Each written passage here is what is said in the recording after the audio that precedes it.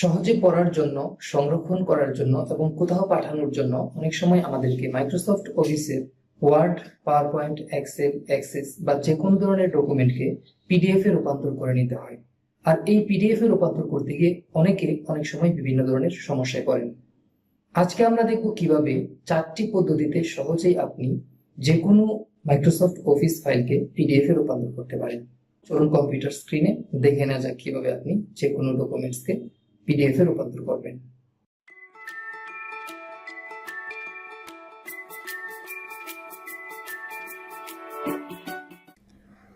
প্রথমে আমরা দেখে নিব যে আমরা কোন 4টি পদ্ধতিতে মাইক্রোসফট অফিস ডকুমেন্টকে পিডিএফ এ রূপান্তর করব। প্রথমে আমরা দেখব কিভাবে মাইক্রোসফট অফিসের যে ডিফল্ট অ্যাপ্লিকেশন কম্পিউটারে ইনস্টল করা আছে সেটির সাহায্যে কিভাবে পিডিএফ এ রূপান্তর করা যায়। তারপর দেখব কিভাবে ফক্সিট রিডারের সাহায্যে। আর আমরা ফক্সিট রিডারের সাহায্য তখনই নিব যদি আপনার কম্পিউটারে 2007 বা তার নিচের অফিস ভার্সনটি ইনস্টল করা থাকে। আর যদি তার উপরের ভার্সনটি ইনস্টল করা থাকে তাহলে 1 নাম্বার যে অপশন সেটি দিয়েই হয়ে যাবে, দ্বিতীয় অপশনে আসতে হবে না। তারপর যেটি আছে সেটি হচ্ছে অনলাইন কনভার্সন। আপনার হাতে যদি উপরের দুটির কোনো অপশনই না থাকে, আপনার হাতের কাছে যদি কম্পিউটার না থাকে, তাহলে আপনি যে কোনো স্থান থেকে অনলাইনে আপনার ডকুমেন্টসটিকে পিডিএফে রূপান্তর করতে পারবেন। আর অফলাইন সফটওয়্যার হচ্ছে একই সিস্টেম। আপনার হাতে যদি 3টি অপশনই না থাকে তাহলে আপনি চতুর্থ অপশনটি অর্থাৎ অনলাইন সফটওয়্যারের সাহায্যে কীভাবে আপনি কনভার্ট করবেন সেটি অ্যাপ্লাই করতে হবে। তাহলে চলুন আমরা একে একে সবগুলো পদ্ধতি দেখে নিই। প্রথমে আমরা দেখব কিভাবে মাইক্রোসফট অফিস ডিফল্ট অ্যাপ্লিকেশনের সাহায্যে পিডিএফে রূপান্তর করা যায়। তার জন্য আপনি যে ডকুমেন্টটিকে পিডিএফ করবেন সেটি প্রথমে ওপেন করবেন। ওপেন করার পর সরাসরি ফাইলে চলে যাবেন। ফাইলে চলে যাওয়ার পর সেভ এজ সেটিতে ক্লিক করবেন। ক্লিক করার পর কম্পিউটারে আপনি যেইখানে সেভ করতে চান সেই লোকেশনটি সিলেক্ট করবেন। আমি ডেস্কটপ সিলেক্ট করলাম।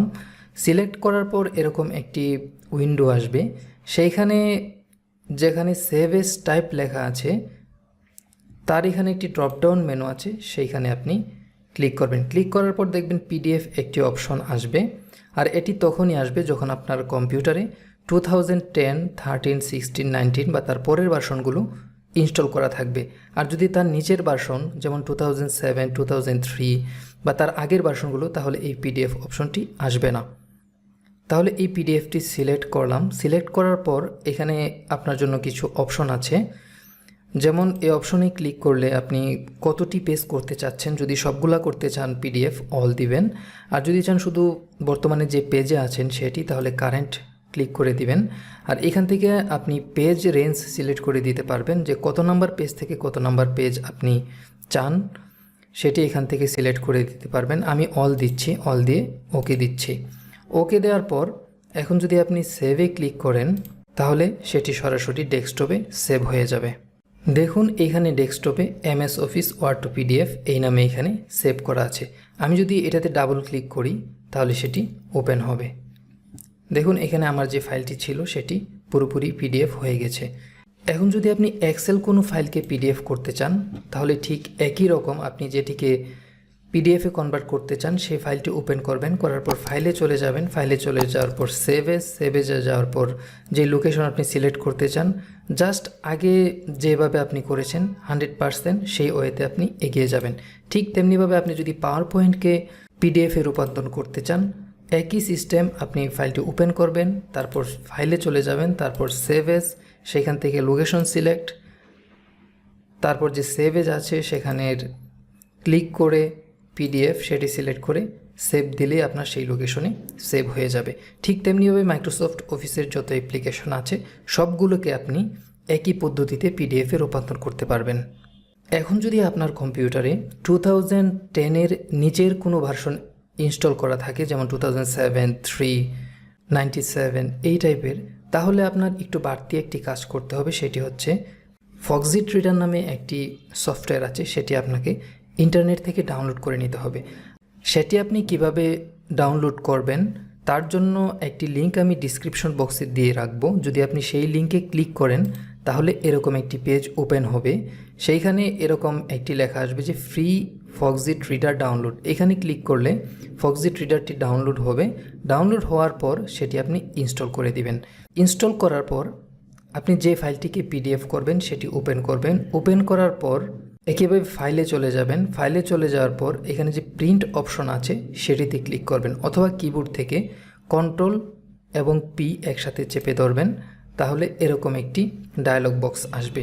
সেখানে যে প্রিন্টার অপশন আছে, সেইখানে যে তার নিচে ড্রপডাউন অপশন আছে, সেইখান থেকে ফক্সিট রিডার পিডিএফ প্রিন্টার সেটিতে ক্লিক করে দিবেন। ক্লিক করে দেওয়ার পর নিচে আপনি পেজ সেটআপ পাবেন, সেইখান থেকে আপনি পেজটিকে সেটআপ করে নিতে পারবেন আপনার সুবিধা অনুযায়ী, যে মার্জিন কতটুকু রাখবেন, টপে কত, বটমে কত, সেটি আপনার নিজের মতো করে এখানে পেপার, লেআউট ইত্যাদি করে নেবেন। করে নেওয়ার পর ওকে দিবেন। ওকে দেওয়ার পর যদি আপনি এখানে প্রিন্ট বাটনে ক্লিক করেন, তাহলে এইখানে ফাইলটি সেভ করার জন্য একটি অপশন আসবে। এখানে সরাসরি প্রিন্ট হবে না, এটি আসলে পিডিএফে রূপান্তরিত হবে। তারপর আপনি যে লোকেশনে সেভ করতে চান সেটি ক্লিক করে এখানে সেভ বাটনে ক্লিক করলেই দেখবেন সেই জায়গায় সেভ হয়ে গেছে।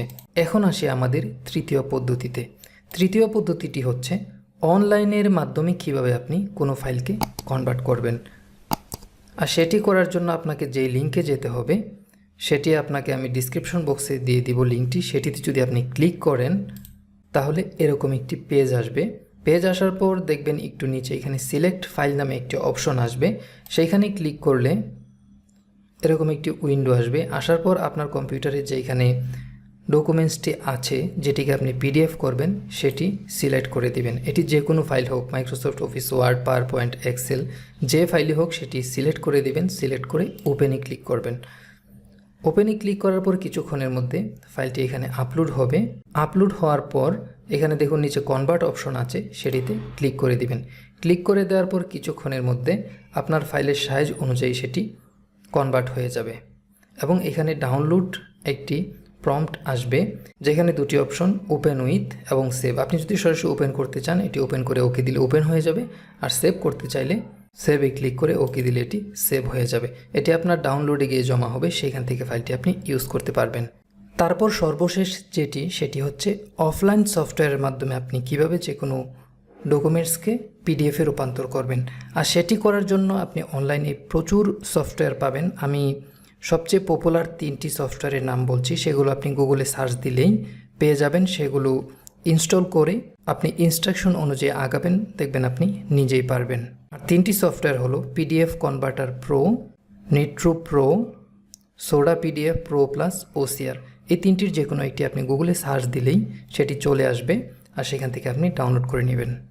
আর এই 4টি পদ্ধতির যে কোনো একটি বা যে কোনোটি করতে গিয়ে যদি আপনি কোনো সমস্যায় পড়েন, অবশ্যই আমাদেরকে কমেন্ট করে জানাবেন।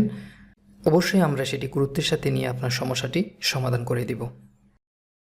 বন্ধুরা, আশা করি আপনি খুব সফলভাবে যে কোনো ফাইল এখন থেকে কনভার্ট করতে পারবেন, কোনো সমস্যা হবে না। যদি কোনো সমস্যা ফিল করেন তাহলে অবশ্যই আমাদেরকে কমেন্ট করে জানাবেন। আর আমাদের চ্যানেলের ভিডিওগুলো আপলোড করার সাথে সাথে পেতে অবশ্যই চ্যানেলটি সাবস্ক্রাইব করে বেল বাটনে ক্লিক করে রাখুন। আজ তাহলে এ পর্যন্তই, কথা হবে পরের ভিডিওতে নতুন কোনো টেকনিক নিয়ে। সে পর্যন্ত সবাই ভালো থাকবেন।